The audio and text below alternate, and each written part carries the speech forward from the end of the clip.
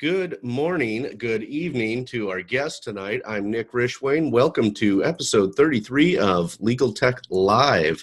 We have Pieter van der Hoeven visiting us all the way from Europe today. The legal tech community, as you know, is growing not just in the US, but internationally, and we've had quite a few guests on the show who are outside the US.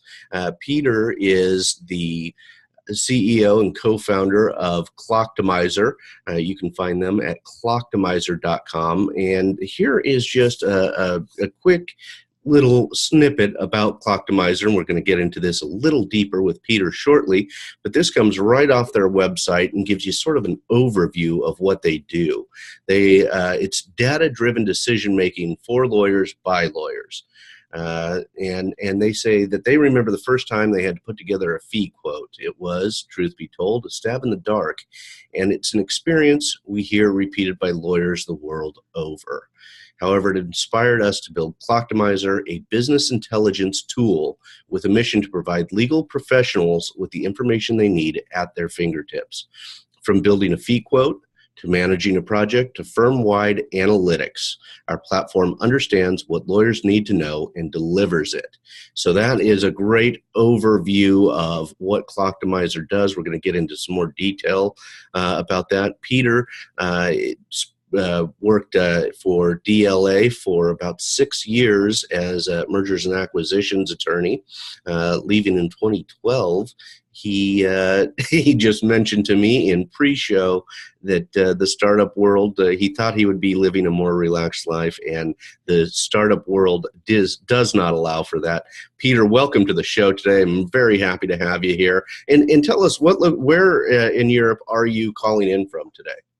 Yeah, hi Nick. So thanks for inviting me to the show. Really appreciate it, and I think it's a great opportunity also to to get to know each other. So I'm calling in from Amsterdam, Europe. So in the Netherlands, it's what is it? It's 5 p.m. here. So thanks for getting up this early on your end. I realized that only way later when I was asking you whether we could reschedule it a little bit. Oh no, quite all right. I am an early riser, so it didn't bother me at all, and I didn't want to ruin your Saturday night. I'm quite all right. So Pieter, tell us a little bit about Clocktimizer.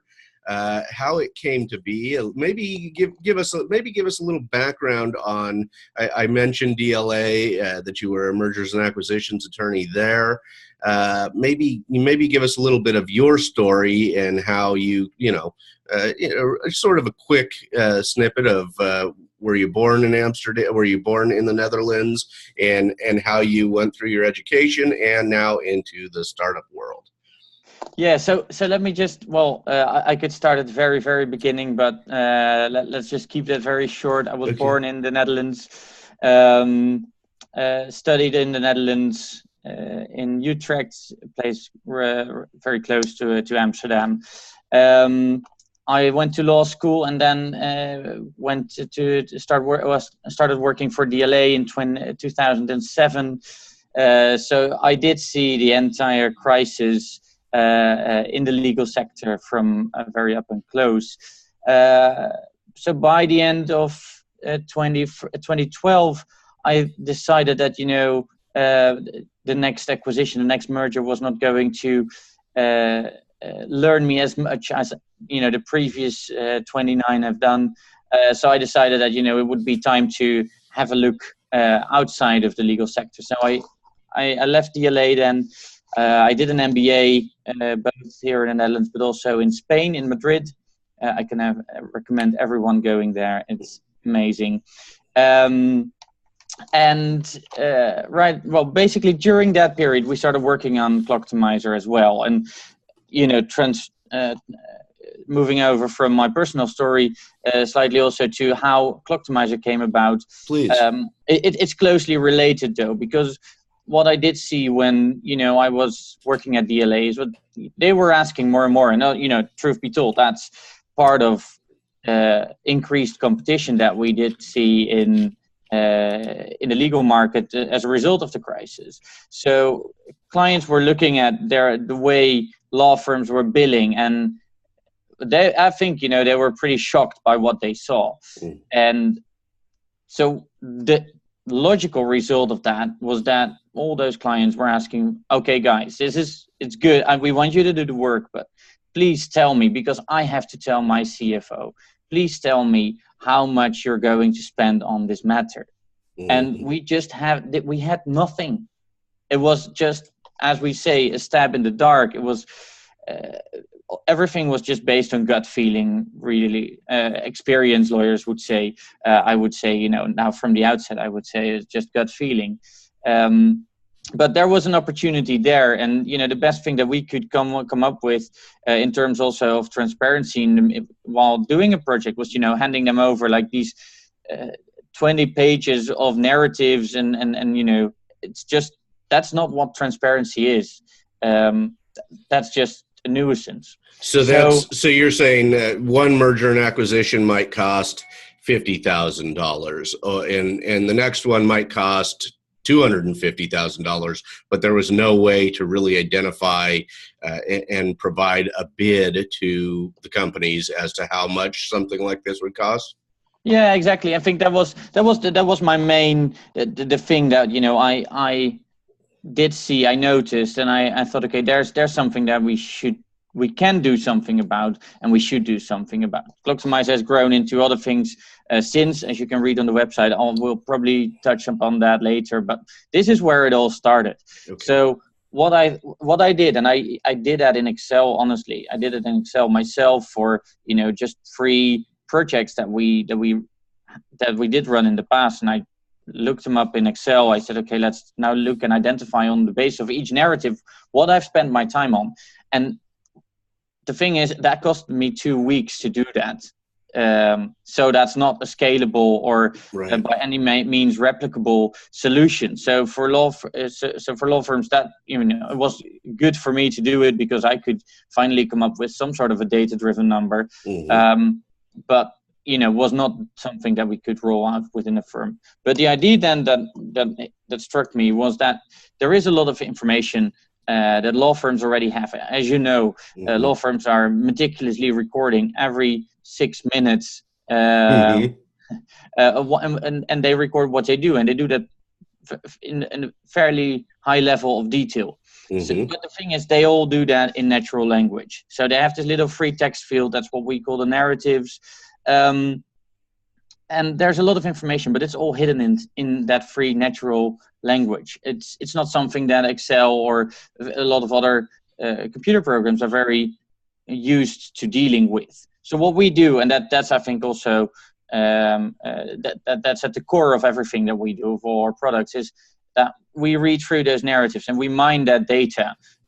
So as to say, okay, what was this time about? What did you work on? Did you work on the merger agreement? Did you work on an employment agreement? Did you work on a brief? Did you work on, I don't know what? So all sorts of words. That information is all in there.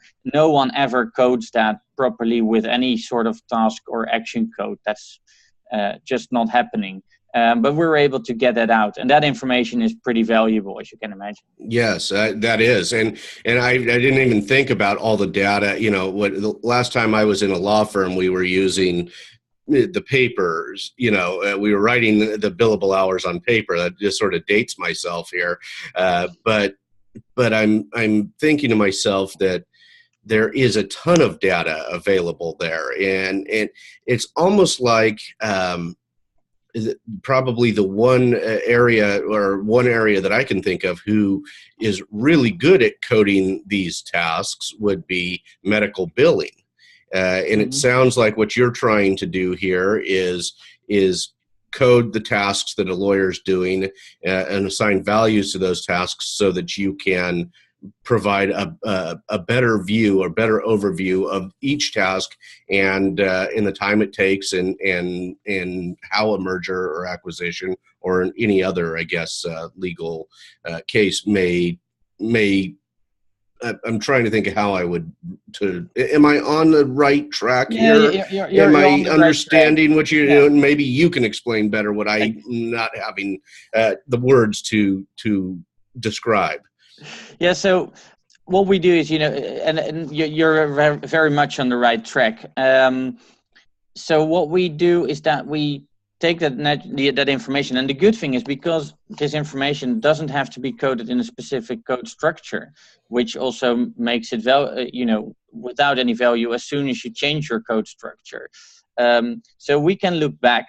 So we can do this on live data, but we can also look back.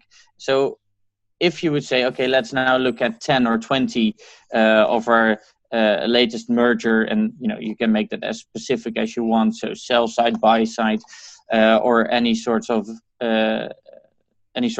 variable that you want to filter it on. All right.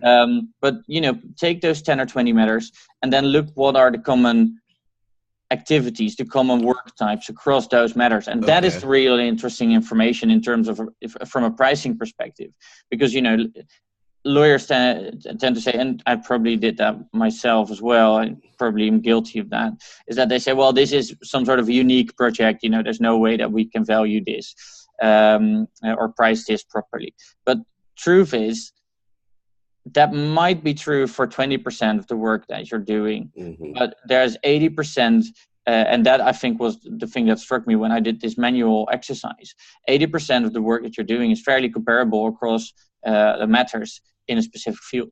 And I think that is the revelation of what we do, and that's also the basis of it. So this is that sort of the bespoke work, 20%, in the routine, where if we're using Susskind terms, the bespoke work is maybe 20% of what you do, and then 80% of what you do is routine and can be comparable to many other matters. Yeah, I would think so. Maybe it's even better from a client perspective, or worse from a lawyer perspective. I think that 20%, actually a large part of it, is still very very common work, but you would just not expect to happen from the beginning. I think that is that is really what it is, and there's obviously some bespoke work in there as well, but that is, I would say, fairly limited in a lot of cases. Okay, interesting.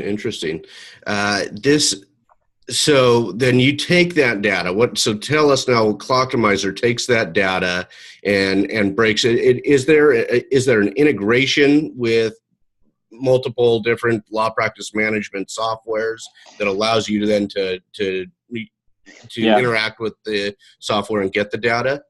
Yeah, so we work with like the major systems like Elite Enterprise, Elite 3E, Adherent.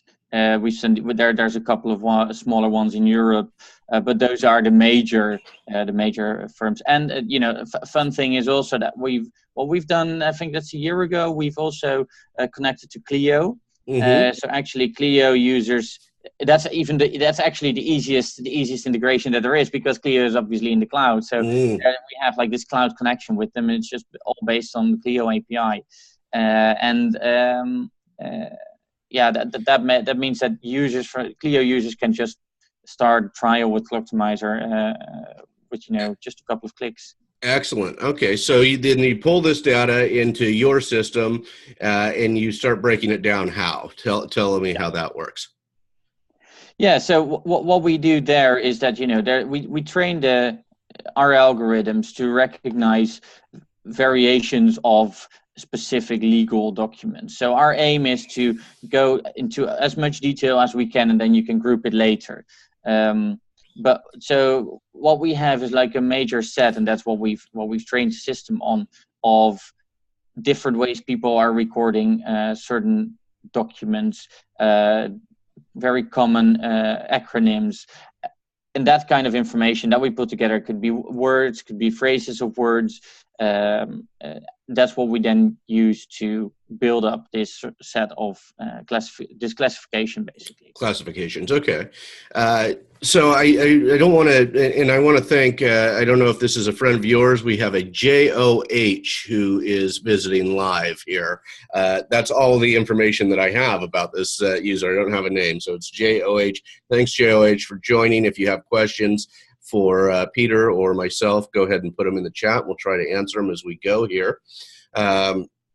So then the attorney, what do they get? And I should have done a demo. Didn't realize that the demo was available until this morning. I should have reached out to you and done a demo before the interview. But what can the attorney expect as far as, now I've got all this data, how do I use it? Yeah, so you have the data. So there's a couple. Basically, it's twofold that you can use it. So we have what we call matter management or matter lifecycle support. That's one area that we do, and the other one is more of firm-wide analytics that we do. Okay. So matter lifecycle support means you want to know how you can price a matter. So you can pick a matter that you've worked on recently that's fairly similar to the one that you're quoting for, and a Clocktimizer automatically finds other similar matter in your financial system that you can compare it with. Okay. So basically that 80-20% breakdown that we just discussed, that's one of the things that we then hand you so that you know, okay, how much time did I spend on this type of work recently. So that's one thing. From there, you can create a budget. Clocktimizer can track budgets. Doesn't require lawyers to assign those task codes, which as we know from all the data that we've seen, basically in every single case that we have, 75% of all the time is just on one single action or task code. It's either the other or general, or it's just empty. So lawyers don't like that. That's clear, and we tell them you don't have to, because we're able to extract that information from your narrative. Okay. So that's how we can track budgets, track out of scope work, because we can identify other work that was not in the budget but does appear in the narratives. So that's one of the things that we do, and then you can hand that out to the client. You get your insights on the matter, so that you know who's worked on what. If you want to look at what work that partners do, is it actually work that has been done on the right level of seniority? It's a question that we get a lot these days, especially within the larger law firms. They really need this information, and we're able to give that to them. So then, after that, you can actually evaluate the matter and say, okay, what can we learn from how we did this? And improve the next time. So that's really the matter lifecycle support, firm-wide support. That's much more a general BI solution that we have. But then again, one of the things that we offer is what we see is that from within a certain practice group, people want to know, what work do we do? How prone is that to disruption from tools? I mean, for instance, due diligence. What percentage of our time spent, how much profit do we make from due diligence, and how is that going to be affected by tools like Kira that are becoming much more common these days. Mm-hmm. And I think that's information that is in future-proofing your firm, knowing what you're doing, knowing where your resources are allocated, knowing what's most profitable. That's becoming much more relevant these days. So, and that is part of your firm-wide analytics, correct? Yes. That's okay. So tell me, you just, I think, covered a couple of the items that are involved in firm-wide analytics. So the business intelligence. What types of items in firm-wide analytics does Clocktimizer cover? What is it? What can it accumulate? What data can it accumulate for you? And how do they input this? Because I'm sure some firms who are behind the times have no idea what type of data they should be putting into the firm-wide analytics. Is this all coming from the law practice management softwares as well? Yeah, mostly it is. Okay. Although we do see that law firms, they say, hey, we have this very interesting data set that we've been collecting over the last 10 years, but actually we've never thought of how we could actually use that. But now all of a sudden, because we can link the two, we actually see a value in it. So that's information that we can add to Clocktimizer. But basically, it's information that evolves around clients, matters, your employees, and then the work that they did. I think those are the main objects of our intelligence. Okay, and will it assign a value for, say, if we take the clients? It's been a long-term client, many years you've worked with them. Can they break it down to see just how much work they've gotten from this client over the years, how profitable it is, and ways to maybe increase profitability on particular clients, or is that a matter issue? What type of client information are they able to analyze? Yeah, so one of the things that we can do is that we say, okay, so how are practice groups collaborating for this client? Okay. So you can imagine that if you have like your top 5 clients, you want to know whether your practice group M&A is doing a lot of work for it. But if the employment practice group is doing nothing, there's actually an opportunity for cross-selling. Gotcha. So that's information that we do. Another one, and that's I think in maybe it's more of a British thing, but we do see that a lot of firms are struggling with how did they call it? It's like follow up. Our partners older partners leaving the firm, and attrition, like the attrition rate. Okay. Yeah, I should have written this down before. Don't worry. You can see I'm struggling. It's early and I'm struggling a little bit. We're supposed to have fun with this show, so we want an authentic look at Pieter and your business. So there, you got it. No, so one of the things that we then do is that we say, okay, you have this client, but you want to know who's actually doing the work for that client, and you want to see how people are interacting for that client. So what we were able to do is to draw a social graph that will display who's actually in the center. I find it fascinating. I can spend like hours watching it. May not actually be very useful, but it's very funny. It's like watching Pinterest or something. Right. All day, scrolling just through it. But you can see if there's like 2 or 3 people, very often not the partners, that are basically dispatching the work through the firm. Okay. And having that information, actually making sure that you have 2 people doing that rather than just one, just in case the one says, hey, I just got an offer from another firm, goodbye, and there it goes, your client relationship.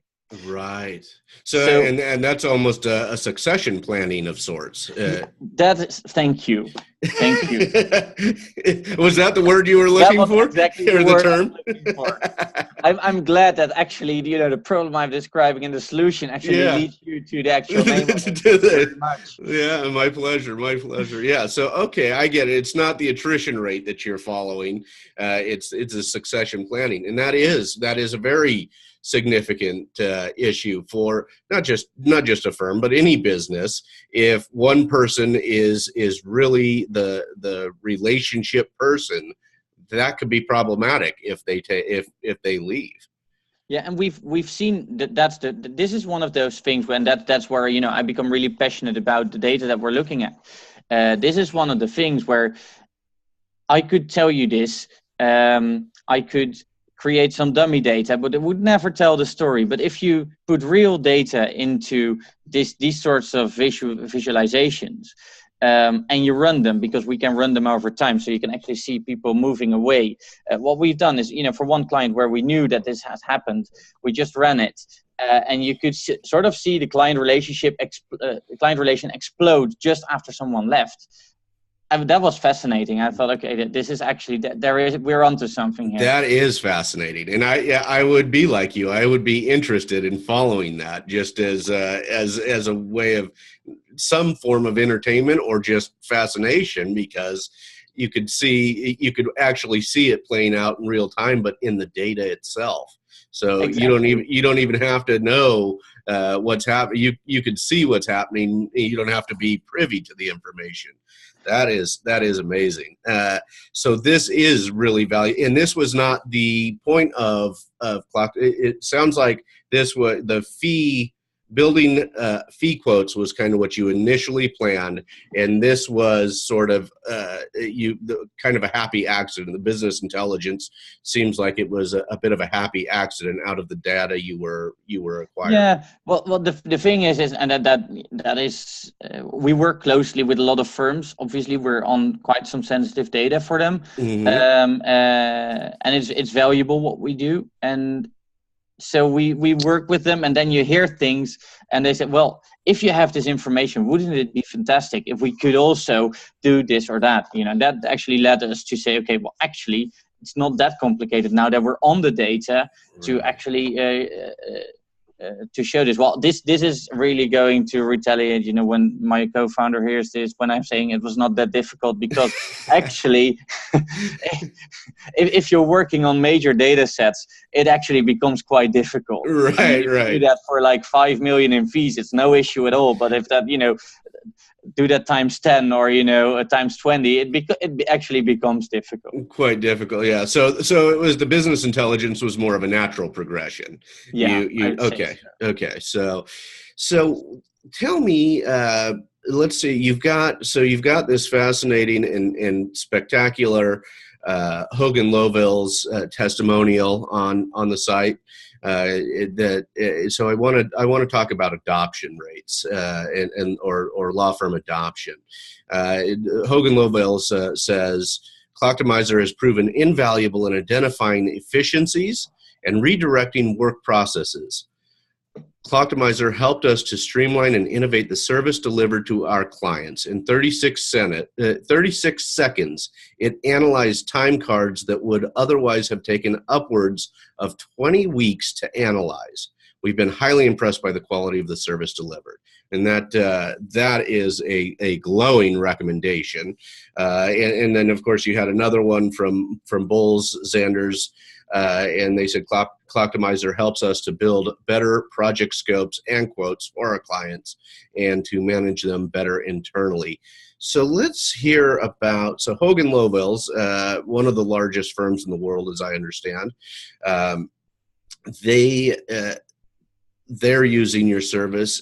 What type of firms are you getting? It sounds like you need a large law firm with the amount of data that your solution analyzes. That probably the larger the firm, the better use they would have for this. Is that accurate, or are you seeing that this can be used from solo practitioners on up to the multinationals? Well, I would not say that it's for everyone. Okay. I think solo practitioners tend to know their own agenda, right? So Sure. I think, but as soon as you have a team of 5 to 10, I think it can add value to be able to see what people are doing. Sure. And have, be able to follow the big picture. It may actually be very relevant for small firms as well. We do see, though, that, our traction is mainly and the major law firms, also because they have, generally speaking, a lot heads of pricing, legal project management teams. Their day job is to run analysis that we provide. Right. So I would say that that's at the moment the sweet spot. Although we do have quite a couple of Clio users using Clocktimizer as well. Okay, and Clio users are generally smaller operations than. Absolutely. Okay, so that's. I think. Sorry to interrupt you. No. I think within Clio we do see that it's the larger Clio customers that seems to be interested in Clocktimizer the most. Okay. So your target market at this point would be the larger law firms. Okay. And how have you found it? So I just was reading an article this morning from Lawyerist about ILTACON, and this attorney was surprised at how few attorneys attended ILTACON. Which is the International Legal Tech Association. And I thought that was unfortunate. Again, I don't practice. I haven't been in a law firm in many years now, but I thought it was unfortunate that his view was that so few attorneys actually attended, or practicing attorneys actually attended. The firms were there, but it was generally somebody in their legal technology staff or technology staff. Have you... I imagine that's one of the reasons you go to these large firms, because they have those technology staff members who understand this and can communicate it. Have you had any problems with adoption rates by law firms? Are they reluctant to use your service? Or have you noticed that you guys are having a great deal of luck with that? So no, I think this is something that, all technology within law firms sees. I mean, there is, and this is interesting, and this is what I remember from doing myself, so I can't blame them. But as you say, it's unfortunate. There's always I'm the mantra. It's I'm too busy today and not at the moment. I'll have a look at it tomorrow, and that sort of mantra is killing. Innovative projects, is killing the adoption of technology within law firms in general, I would say. Okay. So, what we see is that our main users, our power users, so to say. So those are the people in pricing and project management. They are. I mean, if Clocktimizer is not working, they're on the phone. So that gives you an idea. But on the lawyer side, we see that that's more difficult. So one of the things that we did to address those issues is that, as I know for myself, my holy grail, everything that I did in the law from a technology standpoint, was Outlook. That was just everything. Everything run. I think we had iManage at DLA. I'm not sure, but Worksite is I think it's iManage. So that's in Outlook. So you had your entire folder structure in Outlook. So if you want to get into a lawyer's workflow, you shouldn't get into his inbox. So what we do is we actually send those kind of reports as a PDF to someone's inbox, so that they actually have the information where they will actually read it. Right. I think that's one of the challenges, is that you have just another platform with some other login credentials. I have so many tools that I can use. It's sort of like the app fatigue we have on our phones. I can't just sign into another one. I forget the password. It takes too much time. So that is a brilliant way to handle it. You got to get into the lawyer's workflow. And so has that seemed to be helpful to you? Yeah. The adoption? I think so, although we can still improve on this. And that's one thing for sure. So this is one of our things that we continue to look at. But what we also, so one of the things that we do, and I know that we will be rounding off soon. So one of the things I wanted to share. Sure. Yeah. Please.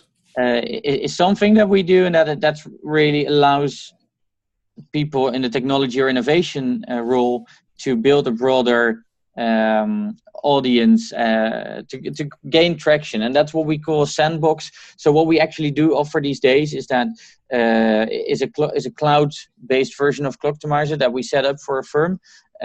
We ask them to provide us 10 to 20 matters, could be anonymized. We definitely sign an NDA, obviously, and then we just run the analysis for them on a couple of projects. So let's say 10 to 20, and that has been a very helpful thing, and also both for us, because we can just show what we do. People sometimes are a little bit skeptic about, okay, you say you're natural language processing, you call it AI, let me show me what it actually does. And,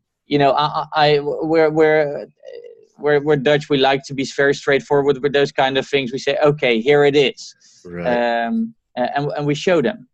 And I think that's been, and we do that for free, by the way. Okay, which is definitely helpful. So we would call that in my profession, we'll call it hand holding. So it sounds like you're doing. We got to grab them by the hand and walk them through it. Essentially, it sounds like that's what you're doing. We're going to prove that this works. Give us some data to work with, and we'll show you, or we'll walk you through it. Yeah. Is that okay? Yeah, and then ideally, we let them in, touch base after a week and say, hey, how is it going? And that's where you see that, people in the technology department or in a pricing role, they will be much more geared to they will have logged in. And when you do that with lawyers, they say, oh yeah, I did. Yeah. Let me just log in. And then they do it so that's an interesting way of working. Yeah, but in the end, I think that where you want to be is a situation where a lawyer doesn't have to get into your tool. So you want to only reach out to them if there's something that they have to do, something that they have to change. And let me make this clear: this is not where we are today. But if we know at some point that a partner is doing work that he shouldn't be doing, we want to send them a notification, say, hey, we noticed that you're doing this. Mind you, this is not going well for your profitability. You probably end up doing, and that is, I think, the point where a lawyer will say, okay, actually this makes sense, let me do that. Okay. So we might not even see them logging into the platform.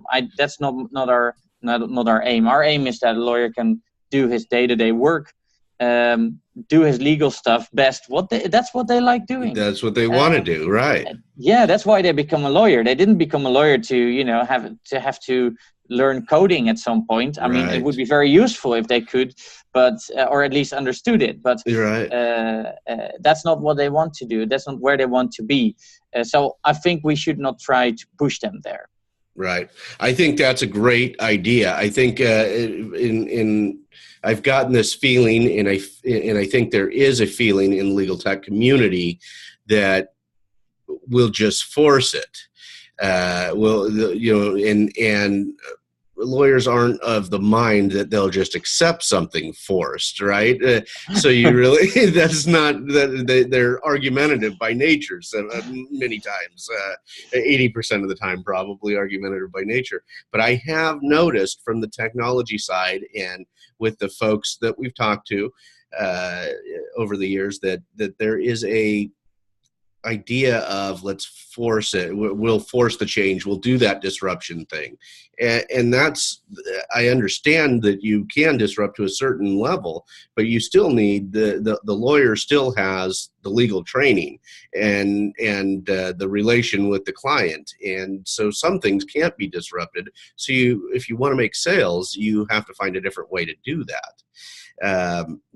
Tell me a little bit about, and I'm not in a rush to end at 40 minutes. So, but if you are, let me know.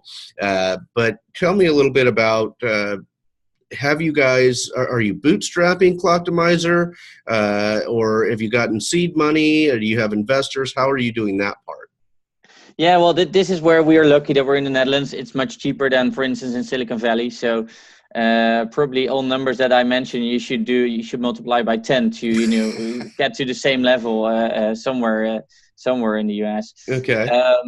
No, so we bootstrapped this in the beginning, but we did do 2 small seed rounds, and we did apply equity crowdfunding, which is something that's legal in the Netherlands.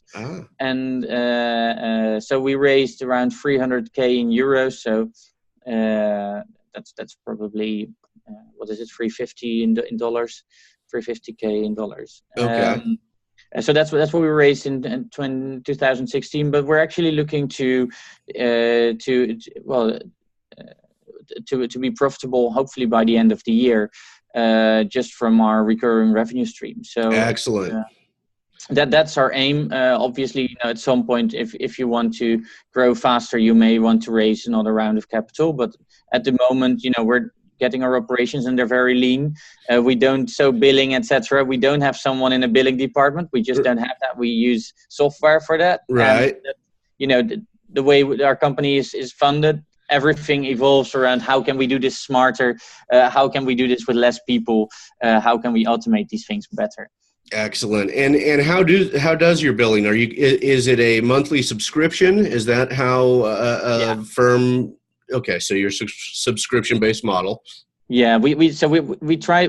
So we have a cloud-based offering, but we also do on-premise. As you know, most law firms, larger law firms, want to have control over their data, where it goes. So we do on-premise, but even the on-premise, we try to do that as much as we can in a sort of a SaaS format.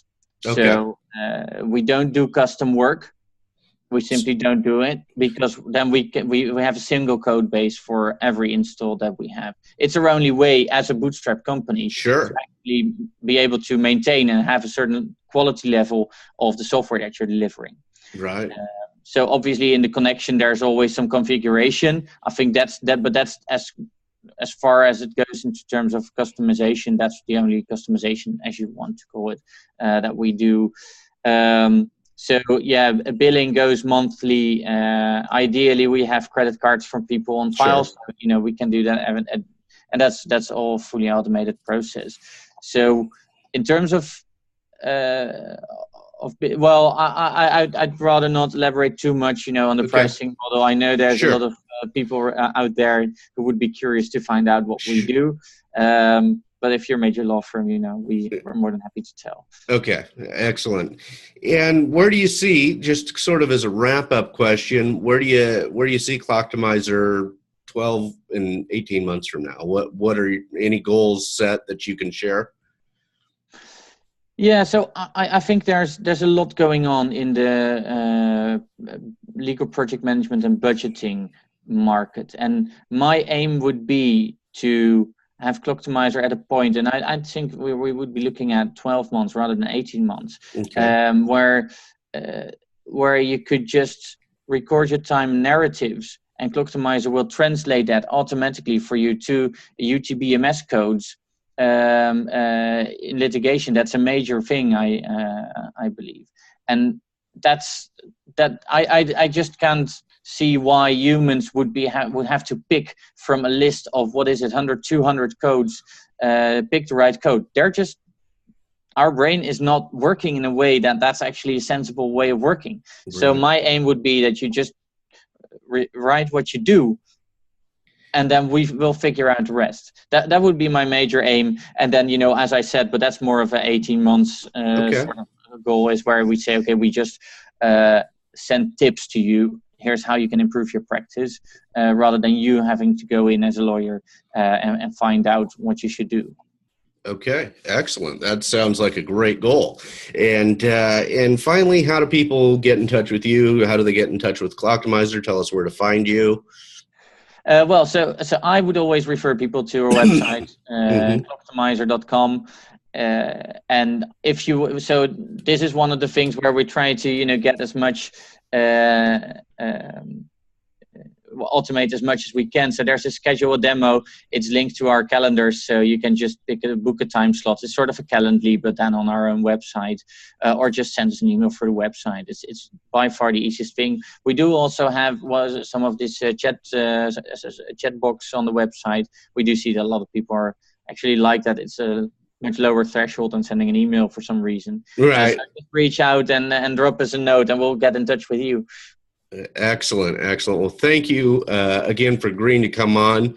Appreciate that Josh Lennon was able to put us in touch, and we couldn't do this last weekend as you were on vacation, so I'm glad you reached out, or 2 weekends ago. Glad you reached out when you got back. Again, our guest today was Pieter van der Hoeven. He is the CEO and co-founder of Clocktimizer. You can find them at clocktimizer.com. I've also communicated with them on Clocktimizer on Twitter. So, Pieter, thank you once again. Really appreciate you being on here for episode 33. And I hope you come back in the future, 18 months or so down the road, and tell us all the exciting things. See if I stick to my word. Yeah, and see what other exciting things are happening for Clocktimizer. Cool. We'll do that. Thanks again. Bye-bye, everybody.